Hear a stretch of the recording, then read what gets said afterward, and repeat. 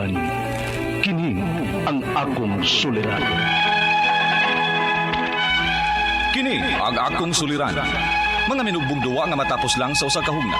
Mga kinutlog gikan sa mga suwat sa mga minahal namong tigpaminaw. Busa kung aduna kamoy suliran nga naggumon karon sa inyong galamhan. Suwata ka na og ipadala ning atong tulumanon. Kini ang akong suliran. Aron kabuhatan ka na og duwa sa kahanginan og pagatambagan sa mga bulawanong hunahuna. Kini ang akong suliran. Kini ang akong suliran. Sinumat ni Teresa Tirul Soria, ubos sa direksyon ni Ingrid Miss Iver Tudaso.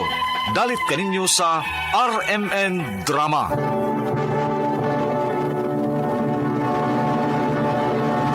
Recorded by X Thunder Gaming.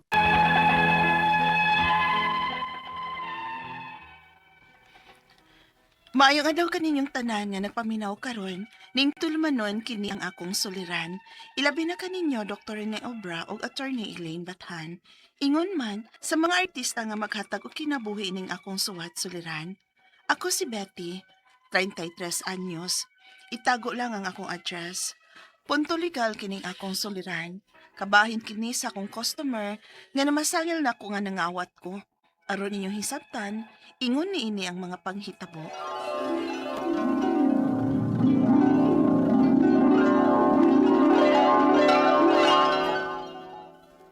Adto na ko pa. O sa'yo malagi karon na. Oo, kay tulo ka buok akong masahian ron pa uy. Nagpa-home service magod sila. Mao ba? Sige, pag-ampingad to. Salamat pa.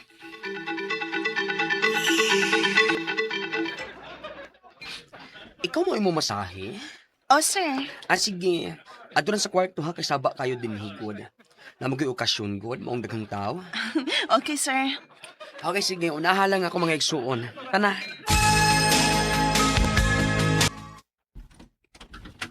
Dati? Ay, Kumusta naman ka din okay na, sir. Human ang imong mga igsuon. Nangatog na sila. Okay, sige. Ako na hiluta. Okay, sir.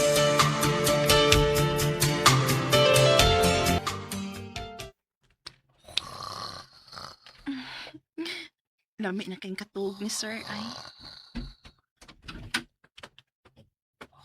Ate, tog sila. Oy, dong. Ate. Oh. Ay, ate. Hala. Marato yung gianhi.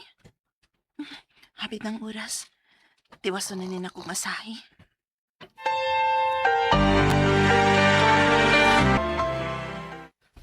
Salamat kayo, day, ha? Salamat, sab, sir. Pila ganito tanan? Kadiyot sa. Oh. Ay sa pagbayad. Ayaw na palaktang kawatan. Kung saan lang gisulti ni mo, day? Nawagta nga akong relo sa kwarto. Og dili ba nga tuog matatanan? Siya rin nagmata. Ay, tempa, ma'am. Di man ako'y nagkuha, ma'am. Katong bata nga lalaki mo ay nagkuha sa rilo. Mamasangil ba yung kagbata? Day, ipatawag sa Dodong B kay atong pangutanon.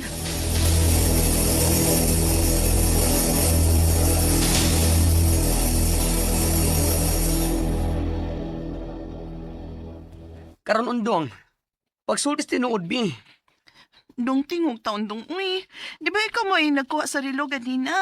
Nangutana pa manggani ka kung natuog ba sila? Dong, tubag taon, uy. Limal kang babayana ka. Ako pang pagumangkon o pasanginlan ni mo. Gipahilak ni mong bata. Ikihati ka og child abuse. Ha? Ang pinambagi mo. Ma'am, ayaw, ma'am!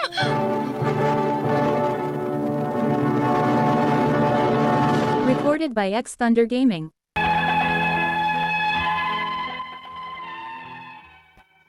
Bisa nagwa sila ebidensya, ako gyud mo igipasanginlan nila. Giukay nilang akong bag, ug nauwaw na kay ko, kay gitapukan man mi sila mga silingan. Unya, Muna na ikipada nga letter para ni mo gikan sa barangay. opa, Una yan man. Makig-atubang kanila. opa. Aron malimpyo ng akong pangan, ug makuha po na kong akong bayad. Kay bisag usa nilang tulo nga gimasihian ako, way mi bayad.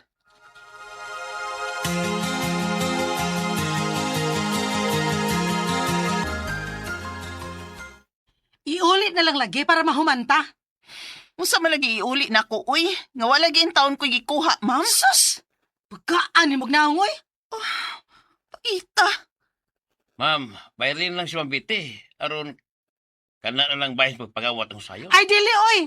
Hayahay niya, no? Nakakawat na gani siya. Unya, makakwarta pag yun. Ha? Dili, tagyod ka undangan, day. Basta dili mabalik ang akong relo. Unsa?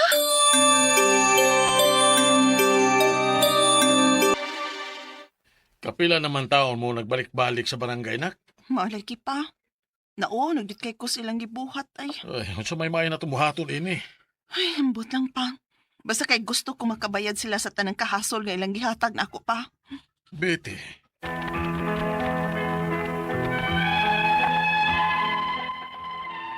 Gusto rin yun unta kong mo surrender na lang. Pero ano gunsab kaayong akong gihaguan, unya di ko. Og nahibaw sab ko nga dili ko nila undangan basta dili nila makuha og balik ang relo nga ilang gipasangil na ako nga ako mo'y nagkawat.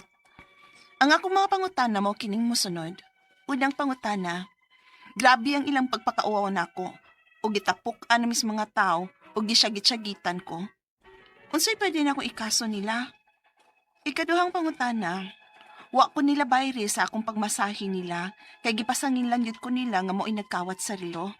Hangtod karon, wa pa nako makuha ang bayad. Unsay angay nakong buhaton? Ikatulong pangutana, nangatog sila sa kwarto ug ako mismo mo'y nakakita sa bata nga nagkuha sa relo. Sa dihang gikompronta nako ang bata, dili ni mo tingog ug igo ra mo hilak. Karon kay ikiha kuno ko nila og child abuse tungod sa akong gibuhat sa bata. Mahimo ba di ay na? Ikaw pa to katapusan. Nagbalik-balik na mi sa barangay aron paghusay, pero wa gyud sila ebidensya nga nakuha gikan nako. Unsay angay nakong buhaton aron makabayad sila sa kahasol nga ilang gihatag nako. Palihog, tabangi ug tambagi ko. Kini ang akong suliran, Betty. Mayong adlaw mga suking tigpaminaw kini si Attorney Elaine Bathanog. Ako karong adlaw ang muhatag ninyo og tambag, tubag, solusyon, kalinawan sa inyong mga pangutana, mga problema na may punto, legal, personal, mga pangutana kabahin sa tuang mga kapikas, karelasyon sa atoang mga butang, sa mga papeles ug uban pa. Busa, ayaw na ninyong dugaya ipadala ang inyong suwat sa suliran_612@yahoo.com. Or sa ato ang Facebook account nga Kiniyang Akong Suliran official writers page. Pwede sad atong ipadala sa 3rd floor Jose R. Martinez Building, Osmeña Boulevard, Cebu City. Kumusta guys? Kumusta ato ang mga suking tigpaminaw? Kumusta man mo nga naminaw sa ilang panimalay, sa ilang mga opisina, sa ilang mga tindahan, sa ilang mga sakyanan, no? Kumusta mo nga mga suking tigpaminaw, mga likers ug followers nato sa DYHPRMN Cebu o sa ako ang Facebook account nga Elaine Tantengco Bathan. Magpa-greet si Landry Montero Baliado. Hi, Attorney Elaine. Greet nako Halagat family. Iyahang mama nga si Laureta Montero Halagat. Og sa iyahang cousin sa iyahang mama nga si Romulo Montero, Daimi Montero, Elsie Montero Apdian. From Landry Montero Halagat. Naa sila gikan sa Mindanao. Of course, sipa kay tas Mindanao guys, no? So thank you kaayo sa inyong padayod nga pagpaminaw ug pagsalig no sa ato ang programa. Si Betty, 33 years old, mo letter sender nato karong adlaw, di nato isulti ang address per her request, no? Ang iyahang pangutana, gipasangin la ni siya sa ilahang customer nga nangawat siya. Customer is always right baka ni, no? Sa aning higayon na or naa sa gyoy customer nga badlungon kay naghago baya pud in taon nig trabaho ha si Betty unya sayon nun lag customer. So una niyang pangutana, gipakauwawan siya. So grabe kuno kayo ang ilang pagpakauwaw niya o gitapuk-an nami sa mga tao o gisyagit-syagitan ko. Unsay pwede na kong ikaso nila? Of course, pwede tag oral defamation or unjust vexation, depende no sa gravity sa iyahang pagpakauwaw o pangmasangil sa imuha labi na nga di baya tinuod mugna no kung himo-himo ning storya, then pwede gud nato siya bawsan og kihaan kay di sad gud sakto nga pagtaka tag pakauwaw sa mga tawo og mopasumangil og magbuhat-buhat og mga pasangil di pa gyud tinuod. Ikaduhang pangutana, wala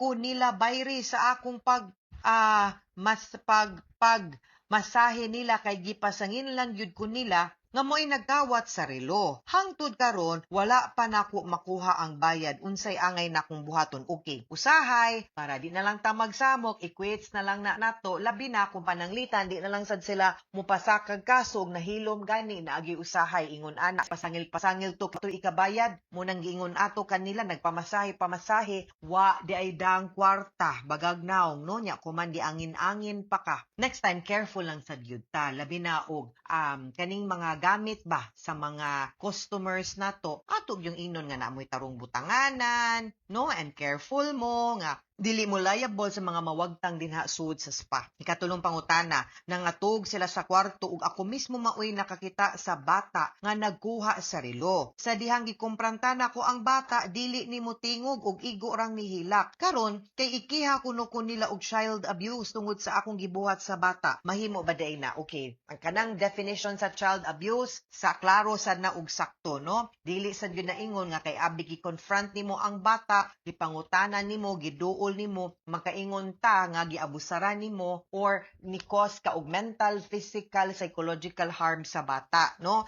So depende sa gyud giunsa to pagkabuhat but I don't think it will qualify as child abuse no. Kay kung nakakita sa gyud ikang nakuha niya ang katong maong relo, dili sa gyud ka kaingon nga child abuse to no. Kay kanira ba usahay ang bata baya gyud tungod aning sus kaning juvenile justice law ang bata mo ipaon para mobuhat og krimen ug buhat og dautan kay exempt man. Ikaupat og katapusang pangutana nagbalik-balik na mis barangay aron paghusay pero wa gyud sila ebidensya nga nakuha gikan nako. Unsay angay nakong buhaton aron makabayad sila sa kahasol nga ilang gihatag nako. Okay. Of course, kung you don't want to let it go, ako usahay no kaning kantang Let It Go, di ba? Dako sa gyud tabang para sa ato ang peace of mind. Naay usahay mga butang guys ba nga kana ganing pwede di na lang nato paliton, di na lang nato daginuton, charge na lang nato to experience usahay, mahimo ra gyud for our peace of mind. Kay usahay kung di gyud pud nato nilungan atong papadayonon nya dili kay na kadako gamay ra kaayo no although nakakos og gamayng kahasol, gamayng pagpakauwaw unya atong iprolong ba di ta ka move on no nya dili is it worth it pa muna akong pangutana ba sa ato ang kahago ug kahasol.